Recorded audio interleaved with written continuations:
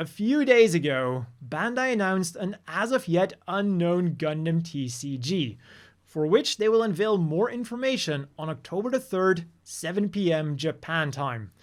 But what they did already say is that it will go global, so we will all have something to look forward to.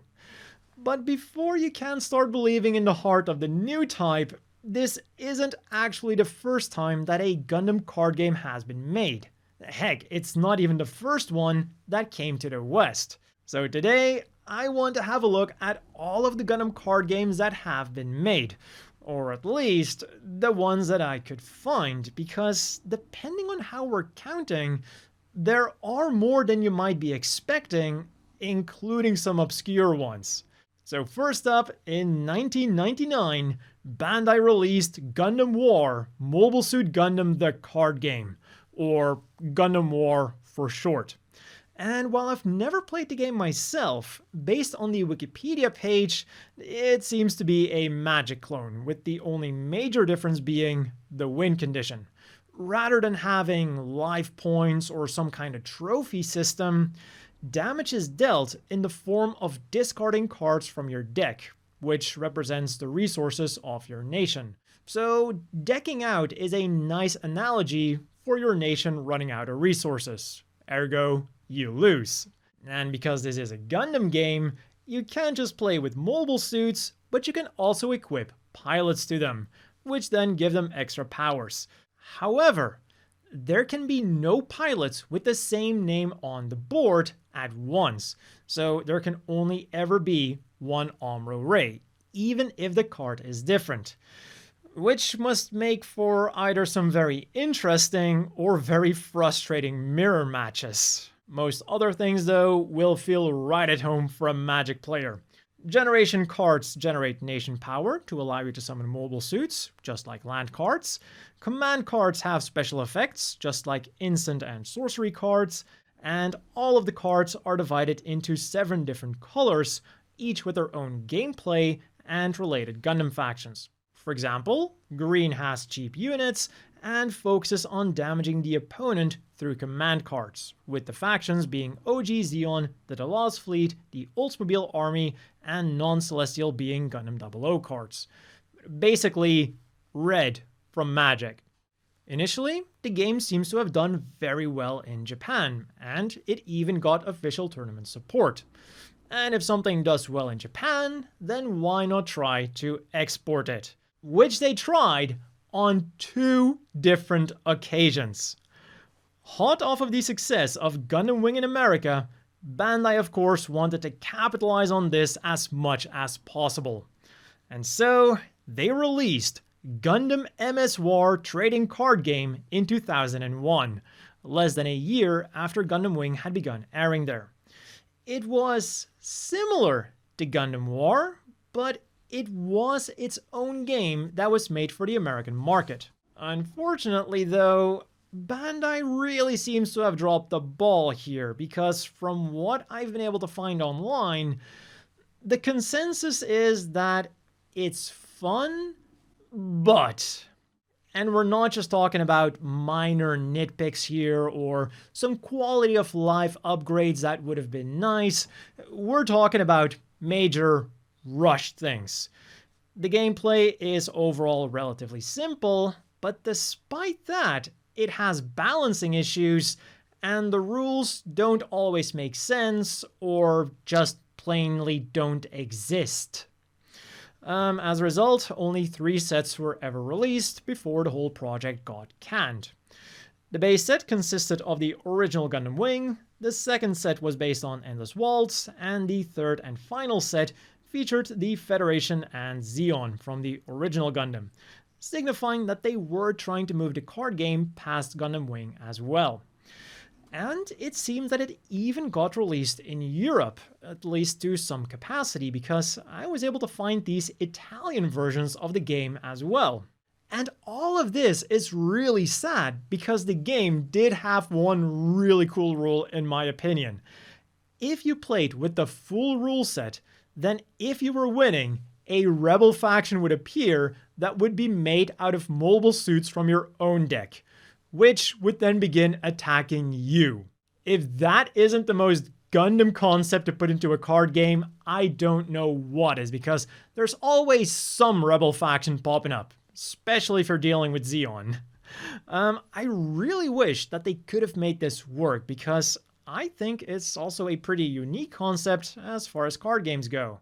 It doesn't sound like it was that great of a concept, not in the iteration of the game that we got, but I would have loved to see this concept like further developed and maybe like actually get it to work with some rule changes, because again, it is a very unique concept as far as card games go. Despite the failure of MS War then, in 2005, Bandai decided to bring over a translated version of the original Gundam War. This version did do slightly better, as it received 3 additional sets instead of 2 additional sets, but after that, it was gone as well. And that's about all that I was able to find for this English version of Gundam War, so I guess that also says something about how popular it was. Back to Japan then, which is something you can do with today's sponsor NordVPN, the premier VPN service that will help you dodge those pesky region locks. And if you use the link down below or the code kkrt, you'll not just get a sweet discount, but you'll also be supporting the channel. So, in Japan, Gundam War was still going strong, but there was trouble brewing on the horizon. For the first 5 years, there was no ban list, and it sounds like they didn't even have a limited list. As someone who used to play Yu-Gi-Oh! Back in the day, this just sounds absolutely bonkers. Draw 3, I summon Pot of Greed to draw 3 additional cards from my deck. And I summon Pot of Greed to draw 3 additional cards from my deck. Then I play Magic Force, which allows me to play Pot of Greed once again to draw 3 additional cards from my deck. What the game did have, though, was power creep.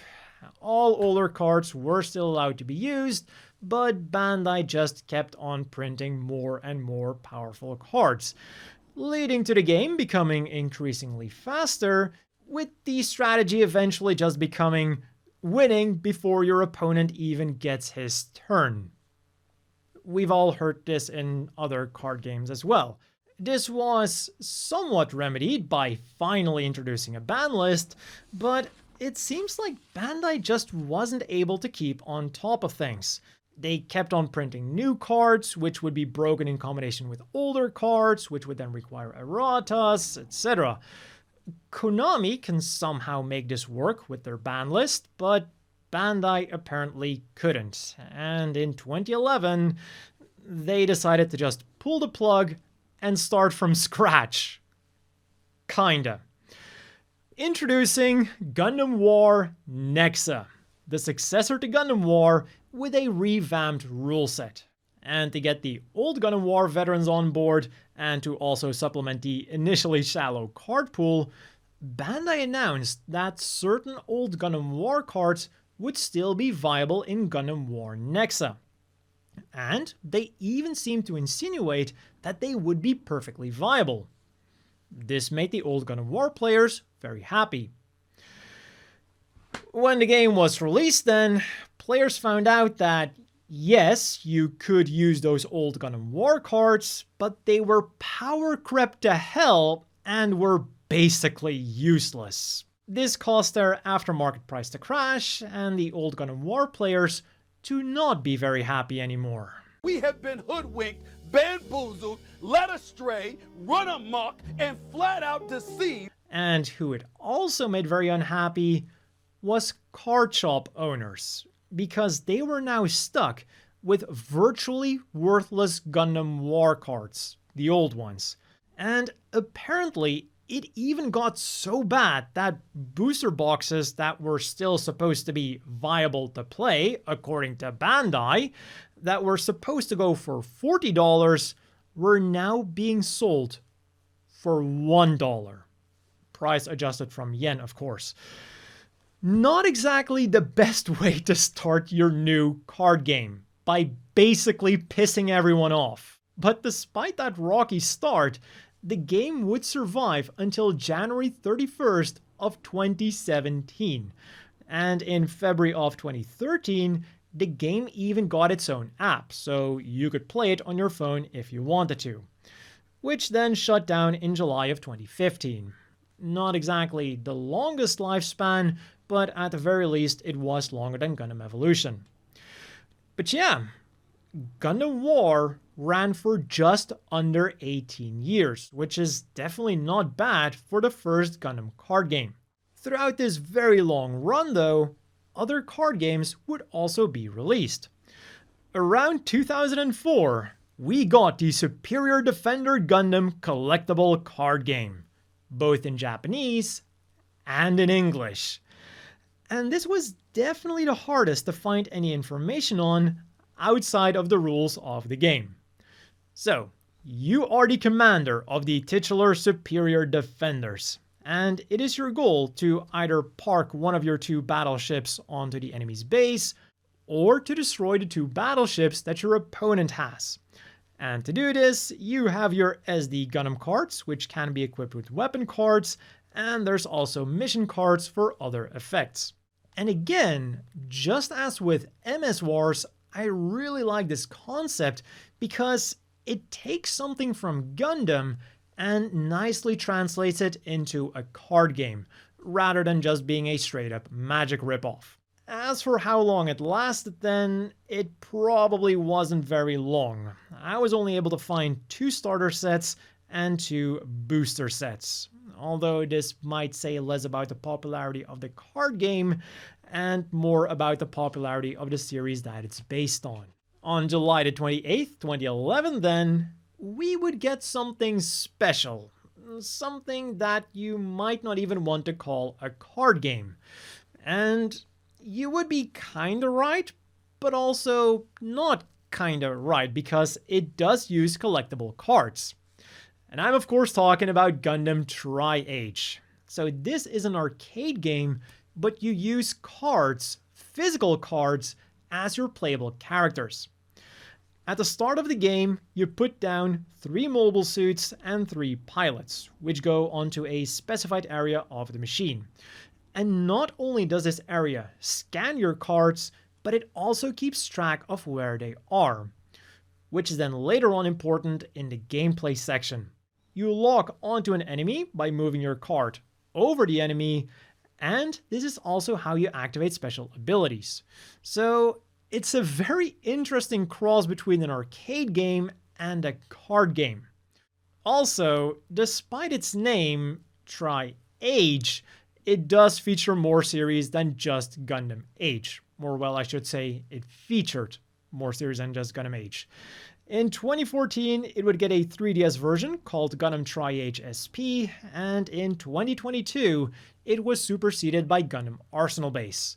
Although, despite being similar in the sense that both are arcade games that use cards, the game itself is now very different. You get to choose 5 mobile suits and 5 pilots, and rather than placing them on a big board where you get to move them around and stuff, they now go into 10 neatly predefined slots where they will stay for the rest of the game, because they're only for scanning now, and all of the gameplay takes place on the touchscreen, with also 1 physical button for special attacks. And rather than being mobile suit versus mobile suit, the main goal is now to take out the enemy's ship.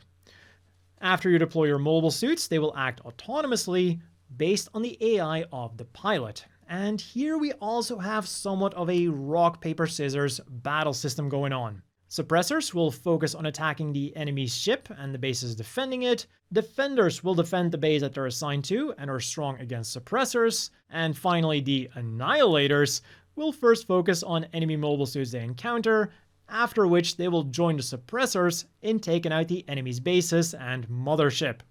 And these guys are particularly strong against defenders. The winner is the one who destroys the enemy mothership, or if time runs out, it is the one who dealt the most damage to the mothership, and also the bases defending it.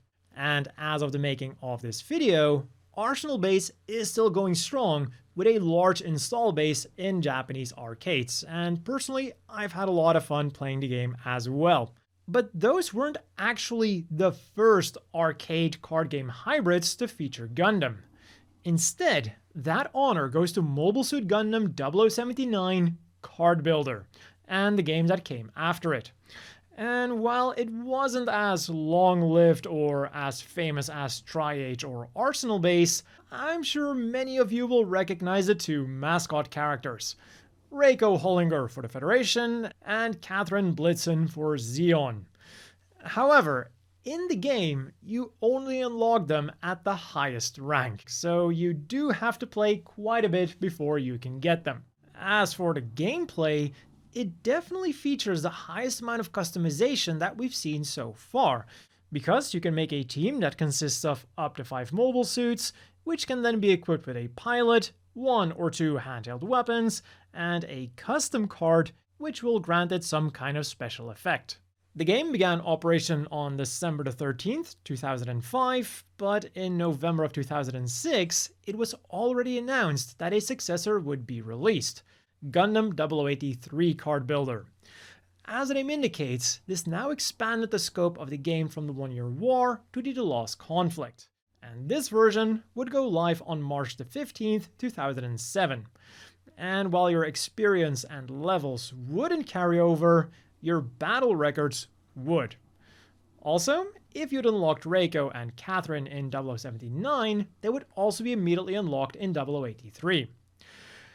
But again, the game was not destined to have a long life, at least not a long active life, because in October of 2008, the last update happened for the game, and after this, it was basically on life support.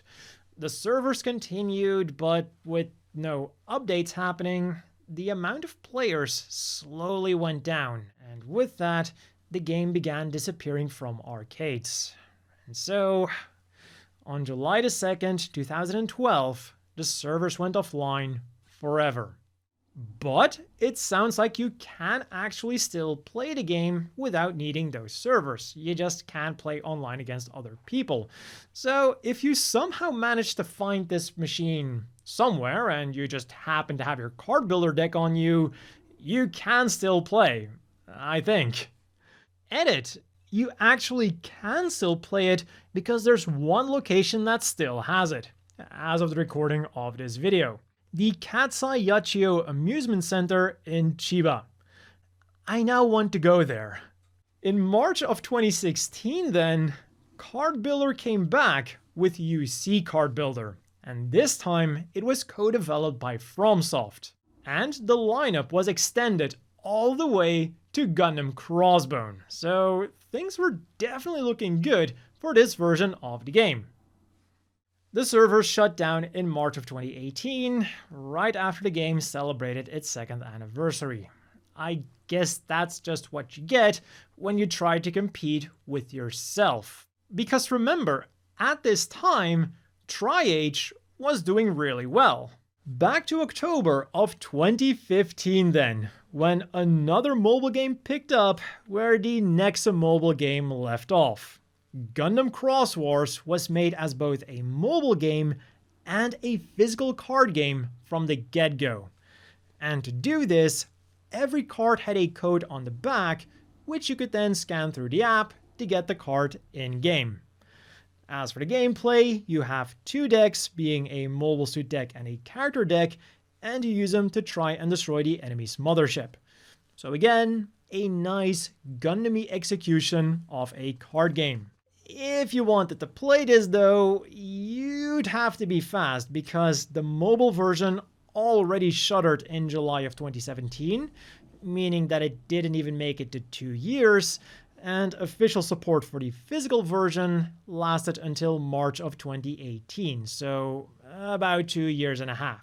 And finally then, we go back to 2008 for a card game that has some Gundam in it. Battle Spirits was made by both Bandai and Sunrise, and calling it a Magic the Gathering clone seems to be especially relevant here, because the lead designer for the game was someone who literally worked on Magic, being Michael Elliott. The wiki, meanwhile, describes it as a more evolved Duel Masters, which was linked to Magic and also worked on by Michael Elliott. Also, believe it or not, but Duel Masters is actually still alive and well in Japan. But this is about Gundam. The core cards for Battle Spirits are unique cards, but they do also have a lot of collaborations. And of course, this is then how Gundam became a part of them. And while Battle Spirits is still ongoing, it does require an asterisk here. Because after their success in Japan, they tried to go for a global release in 2009. But unfortunately, due to shoddy marketing, not a lot of people knew about it, and for the people who did know about it, they would be greeted by poorly translated cards. So this version only lasted a little over a year. But then in April of 2023, Bandai decided to try again under the name Battle Spirits Saga.